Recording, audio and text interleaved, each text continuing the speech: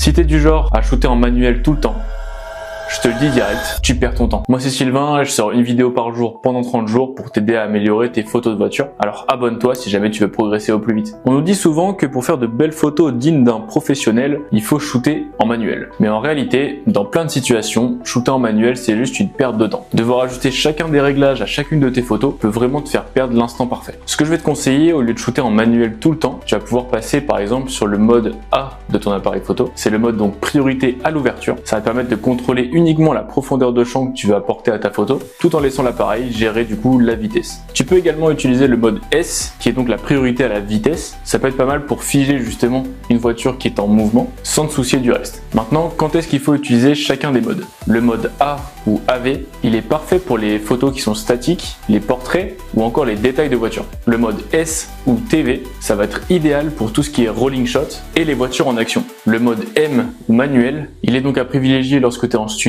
ou quand tu as le temps de gérer chacun des paramètres avec potentiellement un trépied. En bref, arrête vraiment de te compliquer la vie, va vraiment au plus simple, utilise les modes qui te permettront d'être plus efficace, rapide et créatif, et je t'invite à me dire en commentaire qu'est-ce que tu utilises toi comme mode en particulier.